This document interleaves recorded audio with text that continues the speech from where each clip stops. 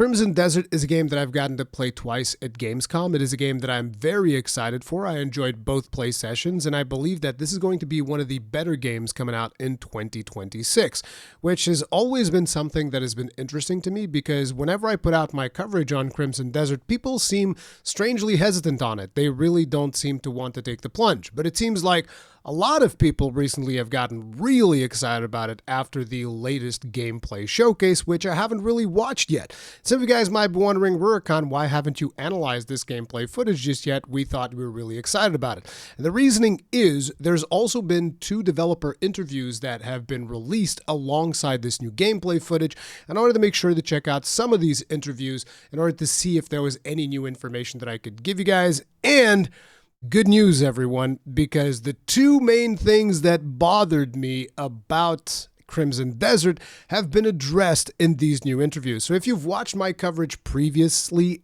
of Crimson Desert, one of the things that you know is that there are a lot of particle effects in this game. Maybe a little bit too much, at least in my personal opinion. That this is some of the feedback that I actually gave back when I got to play the game at Gamescom. And good news, you're going to be able to turn all of that stuff off if you're not into it, which was surprising to me because usually, developers don't respond to this kind of thing. They're like, no, this is our vision. We want these particle effects, whatever. But it seems like a lot of people gave the same feedback as I did, and that's getting changed. The other good news is also that my other complaint was the control scheme, because this game's control scheme, if you guys actually get to play it, you'll understand, it's actually fairly complex. They're going to have you pressing all kinds of buttons. And that was another thing that I mentioned. It's like, hey, I feel like this control scheme's a little bit convoluted, like could probably do with some streamlining. And I know that streamlining can be like a dirty word in a lot of things, but in terms of the control scheme of that game, trust me, like the things that you had to do in order to pick up like a flagpole and then place it back down, it was like, I don't know, friggin' 7 to 8 different button inputs, okay? Trust me, you don't want that. But it seems that that is something that developers have addressed as well. I don't know what the current control scheme is looking like, but Will Powers, one of the persons in charge of, PR communication, all of that stuff, he has mentioned it like, oh, the control scheme from 6 months ago, it's completely different now. We've changed everything. It's much better, much more smooth and streamlined and all of that stuff. And I'm like, yes, these are the 2 biggest things for me, the particle effects and the control scheme. And both of those got addressed. Now, there was a lot more in those interviews, and we'll talk about some of those things. But for now, we're going to be jumping into this gameplay footage. And yeah, let's see what's up. Let's see what they've been cooking.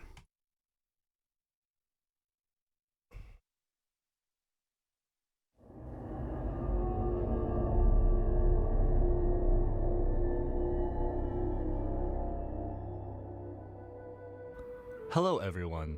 Welcome to the first Crimson Desert Features overview video. In this series, we'll be sharing information about several gameplay features and providing a look into what you can expect when you step into the world of Crimson Desert. So an important thing is you'll notice these biomes. According to one of the interviews, there's going to be 5 different countries, each of them with their own themes. And apparently one of the countries, the one that has like the mechs and all of that stuff, that is a very technologically advanced country. They've embraced all of the technological side of things. And apparently a lot of those mechs is actually dwarven technology, which I'm not familiar with the lore of, Black Desert Online, the world of Pywell, because I think that this is supposed to be kind of like in the same setting as Black Desert Online. But this is not an MMO, none of that. This is a single player game, all of the usual shenanigans, open world game. And I just thought it was interesting that, you're going to have these kind of like 5 biomes that you're going to be going through. And one of them is going to be Dwarven related. So I'm going to be grinding the faction on that one for sure. Today, we'll cover our main protagonist Cliff and his story, as well as the open world where your journey will take place. This is the continent of Pywell, a seamless open world filled with natural beauty. Here you'll find both vast wilderness stretching as far as the eye can see, and bustling cities inhabited by residents from all walks of life. Greetings. I fought the boss that drops that shield. Like, see the shield on his back? I fought the boss that drops that shield. He was a tough bastard. He's like the stag lord or something like that. Yeah, he was a tough old bastard. That's a really cool aspect. Like, you know how you have these boss fights that have specific weapons, stuff like that. You beat the boss, you get their weapon, or you get their shield, or both. I think that's kind of like the intended design, which is pretty cool. Cities inhabited by residents from all walks of life. As you explore, you may also come across ancient ruins and more just waiting to be discovered. But for all its beauty, danger lurks in all corners. Rival factions clash in deadly conflicts. The combat in this game is crazy. Hostile forces roam the lands. And high above, in the realm known as the Abyss, a growing mystical imbalance threatens to push the world toward chaos. This is where you step in. Here, take these wings. It's time to return.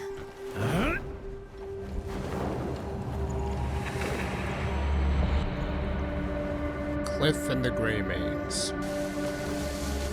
You will play as Cliff, a formidable warrior of the Greymanes, a faction hailing from the region of Payloon. Renowned for their commitment to peace, the Greymanes have long fought for their homeland's unity and protected the innocent.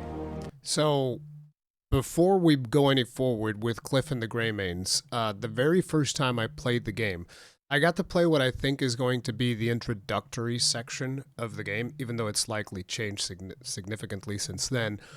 But you guys might be thinking, oh, but is the story going to be worth it? And I don't know if the story itself is going to be worth it, but that intro goes friggin' hard. Like, I really, really enjoyed it. It was absolutely insane. So just to let you guys know, at least the setup of the game is very, very solid story-wise. To Cliff, his fellow Greymanes are family in all but name, and he has fought with them side by side, determined to preserve unity in their lands.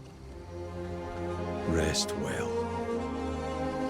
But we first join Cliff in the days after that peace is shattered.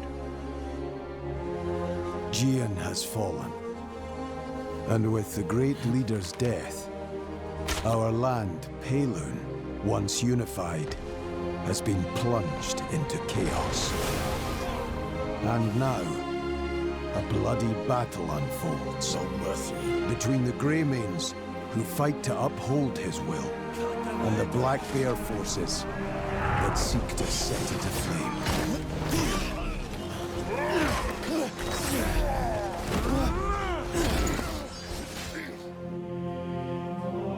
Your journey begins with reuniting the surviving Greymanes to rebuild the faction and reclaim your homeland. Black Bear bastards swore up and down you were dead.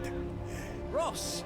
But as you venture farther, the clearer it will become that the fate of more than just the Greymanes is in your hands. Forces of greed and malice wreak havoc across the continent, while a far greater threat emerges. The gazes of dark forces are fixed on the Abyss, a mysterious realm that holds power beyond imagination. And in doing so, drives the balance of this unknown world and the continent below ever deeper into chaos. Fragments of the Abyss are falling to the lands below and lie scattered across Pywell. Defeating those that seek to use these remnants and restoring the Abyss's broken balance will be an important part of your journey. The Abyss holds what the world itself will contain. Which is why they plot to open the gate. What's behind it? Pure power, raw and untamed. This is the guy with the shield, the stag lord. Ruin is sure to follow. If we fail to do so, countless lives will be lost. We can't do this alone. Naira, gather all of the Greymanes. Consider it done. Take focus! They're all fucking dead!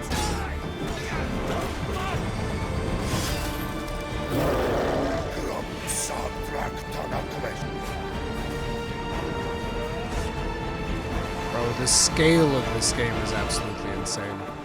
I really hope they can deliver. Because the gameplay is solid. That much I can attest to.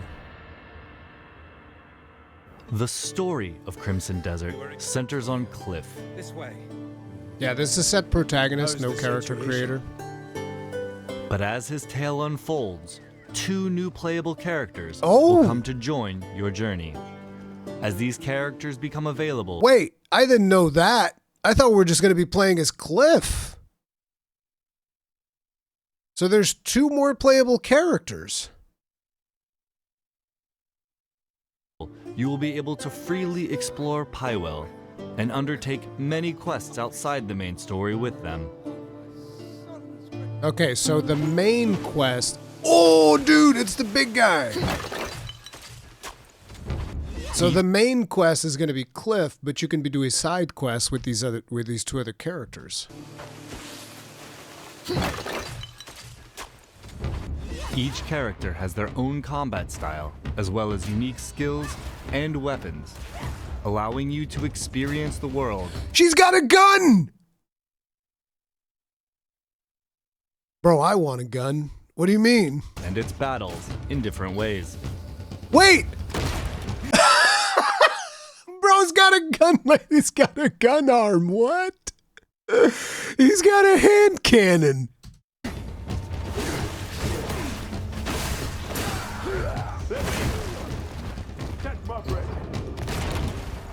Oh my god. Yep, I'm playing Pywell that is guy. made up The of guy with the 5 hand cannon. regions, each holding stories to be told and discoveries waiting to be found. So, an important thing when it comes to this game is that one of the vibes that I could get from the interviews, and even the vibe that I got from just playing the game, has just been reinforced by the information that I watched in the interviews, is that this is going to be more of a sandbox type adventure. So, if you just do the critical path, they're not giving any numbers on how long it is and all of that stuff. My estimation based on experience and stuff like that with these types of games, I'd imagine the critical path is likely going to be anywhere from 35 to 50 hours, but there's going to be loads of more content to do. And again, this is not official confirmation, nothing. This is my wild speculation on what I would expect the critical path to last. But I think that the meat of this game is going to be a lot in its sandbox elements and trying to figure out, which reputations do I want to grind for, which factions do I want to align with, and the potential effects that those things will have in the world itself, which that is where I think really the game is going to be at its most interesting point. Coupled together with naturally also the spectacle pieces that you're going to be having in the critical path as well. But the thing to keep in mind when it comes to Crimson Desert is that this was initially a game that was developed to be kind of like an MMO experience.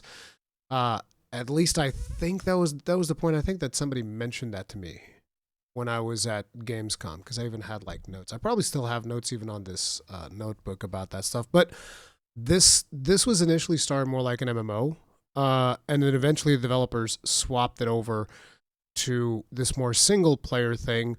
And I think that what the game is going to feel like when you play it, it's going to have the wide open space of an MMO world, and a lot of the activities like mining, crafting, all of these things are confirmed, like mining, crafting, fishing, etc., like all the usual profession stuff that you have in an MMO, except you're going to be able to do it in a single player setting, which to me also dictates you don't have to, the needless grind that you usually have in MMOs, which is like, oh yeah, you need to spend 200 hours collecting ores in order to level up your mining. I don't think that's going to be the thing here.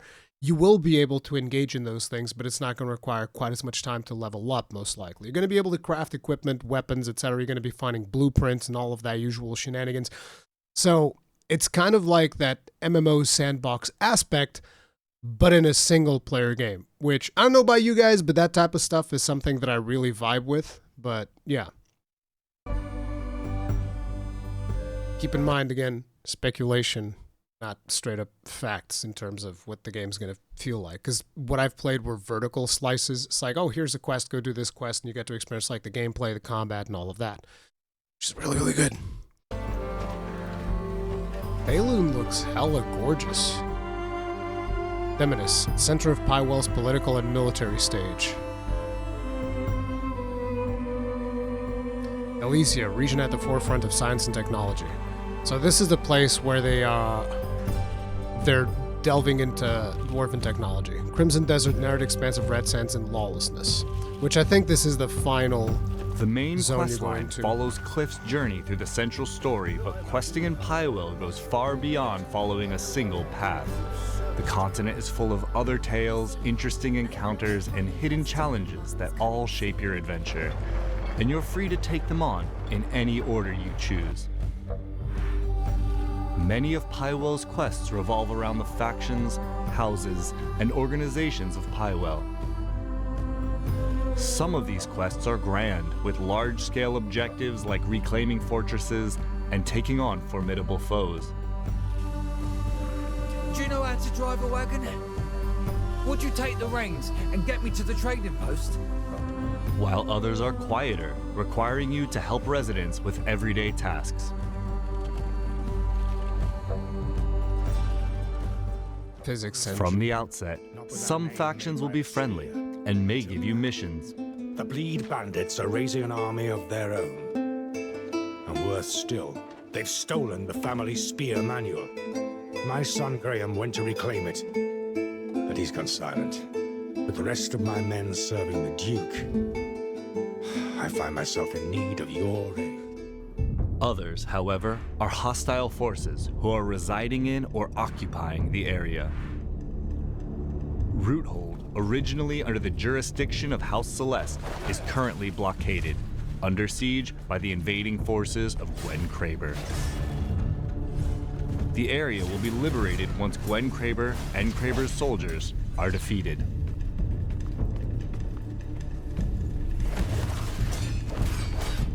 yeah, you can. By the way, you can engage into hand-on-hand combat. You can go into sword and board. You can do wrestling moves. You can do ranged Roothold attacks, is now back under the control of its rightful faction, House Celeste. and you get rep. Ooh.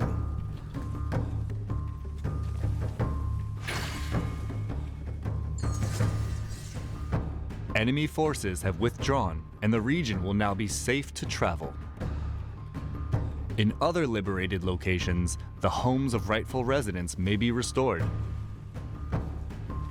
Rewards for faction quests will be helpful in your character progression, from meeting new merchants to receiving equipment for your journey and gaining access to resources like lumber, stone, and other materials you'll need to rebuild the Greymane's home.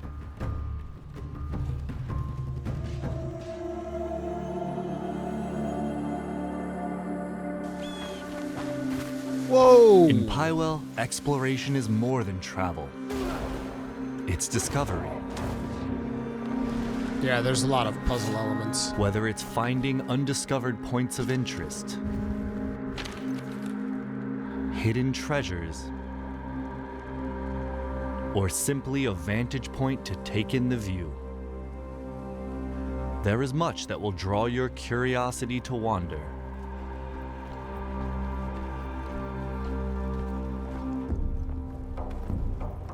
Secret wall? With sights, secrets, and surprises along the way catching your attention, and no strict path, you can pretty much go anywhere that captures your interest. I think this is going to be the game that it's going to take me like friggin' 500 hours to get through. It's crazy. A trusty steed provides reliable travel, but Cliff himself can climb and even glide across distances.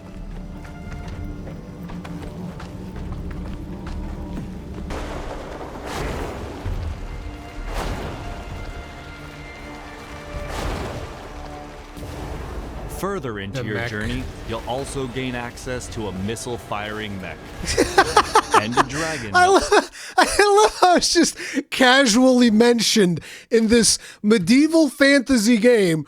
Further into your journey, you'll gain access to a missile-firing mech. You know, look at how casually that information is delivered. I think that's so funny. Look at it. Further into your journey, you'll also gain access to a missile-firing mech. Reasonable. And a dragon And that the will dragon. allow you to soar high above the world. I mean, the dragon is not completely unexpected. It's a medieval game. There's going to be dragons. You're going to be able to ride them. Yeah, cool stuff. But like a missile-firing mech. All right, then.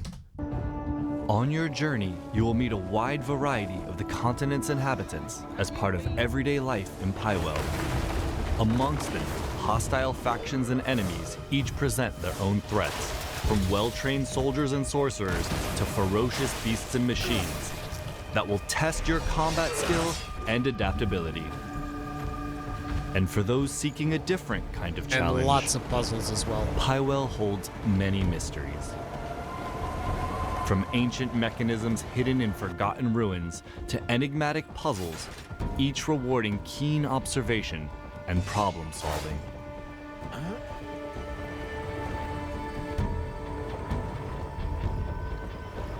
Now, let's go over just some of the things you can discover out in the world. The Abyss is a mysterious realm brimming with secrets and untold power. Its influence stretches far beyond its own borders, spilling into the lands of Pywell. Fragments have fallen to the world below and lie scattered across the continent. And discovering these remnants will be an important part of your journey.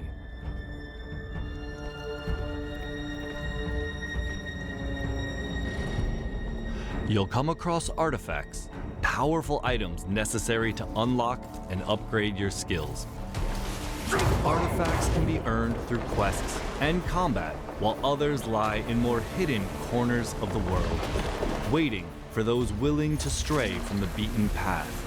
I hope that the exploration is rewarding, because that's like one of my favorite things. I really hope you can just like go off the beaten path, do your own thing, you know, just and actually feel like you're getting meaningfully rewarded. Not like in a lot of open world games, you'll be going off the beaten path and they'll say something like, "Oh yeah, here's something to +1 your weapon."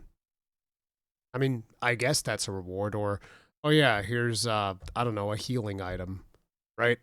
Here's a consumable thing. Here's a material. It's not as rewarding when you go to the ass crack of the world and the thing that's there is, "Oh, welcome to the ass crack of the world. Here's a piece of wood," or something, right? It's not super rewarding, but like if you're going in there and getting like meaningful stuff, I hope that is the case. Traces of the Abyss you discover will open up fast travel locations, making it easier to revisit and explore the areas of Pywell you've discovered. In time, your search will inevitably take you to the Abyss itself. Venturing into its mysterious realms will put your wits to the test as you uncover its secrets and restore the Abyss's broken balance. Across Pywell lie valuable equipment and items, some tucked away in hidden corners, others guarded fiercely within enemy camps, forts, and strongholds. Soul Spear. Many of the items you uncover may offer powerful and helpful advantages in combat and exploration. Look at how his armor keeps changing too. Even the smaller items you collect along the way can prove unexpectedly useful, benefiting those who search every path and face every challenge. Bro, I can't wait for this game. It's gonna be crazy. The world of Pywell is rich with knowledge waiting to be uncovered, from knowledge about its inhabitants and wildlife to skills, items, and more. This information can be acquired in many ways, by interacting with characters and objects, exploring new areas, and even observing from afar. Bro is learning how to fish. The knowledge you gather may provide clues to completing quests, open paths to acquiring new skills, or That's a offer sweet helpful looking hat. guidance.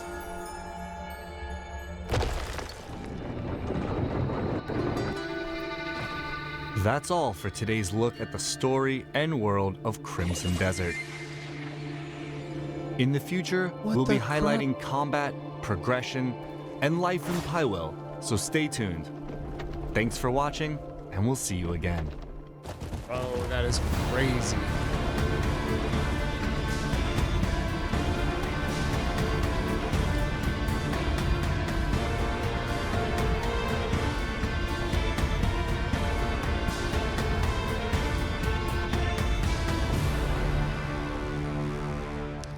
I'm telling you guys, don't sleep on this one. You're going to want to pay attention because, like, this game is actually going to be insane. So, a couple of more things that I got from some of these interviews. I already talked about how the world's going to be split into 5 different countries, each of them with a theme. Then there's also the Abyss, which is the islands up above. Kind of like Tears of the Kingdom vibe, if you guys remember that from Zelda. And those apparently fall down, which that's how you can, I'm assuming that's how you initially get to go to the Abyss, because they fall down, you get like some artifact that allows you to go up there or something like that. There's going to be builds. So the thing that they've mentioned is that in these gameplay sessions that the ones that I did, your character's like 60% unlocked, but it's 60% unlocked in every direction. Whereas in the actual game, you're going to be specializing in certain things. And from the combat that I've experienced, I would imagine like, okay, so you can specialize in ranged combat with the bow. You can specialize in a mix of that if you want to with melee attack, or you can specialize into weapon combat, or you can specialize into hand-to-hand martial arts. You can specialize into the wrestling moves, I would imagine. Like there's just crazy amount of things to specialize in. And it's not just sword and board either, because like you can have pole arms, you can have fencing swords. At least I think there's fencing swords. You can have spears. So there's a variety. There's also great swords. There's a variety of weapons that you're going to be able to equip. But yeah, you're going to be building and specializing towards specific things. There is no Diablo-style loot, so you're not going to be getting like, oh, I got this thing, but it has 3 poison resist as opposed to 5% more damage. That sucks. It's going to be more, you're going to be finding and crafting specific loot that exists in the world. So fight a boss, he's got like a really cool shield, get the boss's shield, or likely get materials or blueprints to craft the boss's shield. That's kind of like the vibe that I'm getting for this. The game is set difficulty. I'm not talking about the actual game difficulty. I'm talking about like the enemies difficulties is set. So like, let's say for instance, you go to an area, has like level 5 enemies. That area is always going to have level 5 enemies, which allows you to over level if that is something that you like doing, because I know that that's important for a lot of people. So the world does not scale with you. This has me a little bit concerned because you guys know me. I like being a completionist, so I'm just going to be roaming around doing my thing, and I have fear of over-leveling. I don't like over-leveling because then it's just like, oh, this thing was supposed to be challenging. No, I'm just brutalizing it, but we'll see how that stuff pans out. The game is not Unreal Engine 5. For those of you that are not aware, this is their, I think it's called Black Abyss or Abyss Engine or something like that, which is their own engine. And he was actually talking about how some of the features in their engine means that their engine does not necessarily need stuff like DLSS and FSR to run good, which I'm just going to say that, like, that's a nice thing to say. Y'all better deliver. Okay, because like we've seen a lot of unoptimized games come out, in the last couple of years, which is always frustrating. But he's like, no, we can just do 4K 60 native and it runs in current hardware. So we'll see. We will see. But again, my biggest thing was you can reduce the particle effects. The control scheme has been updated so that it's not as convoluted as it was before. I'm super hyped about this. You guys let me know how you're feeling about Crimson Desert. If you enjoyed this video, hit the like button, subscribe button, notification icon, all that jazz. And I'll see you guys in the next one. Stay strong, stay safe. Peace out.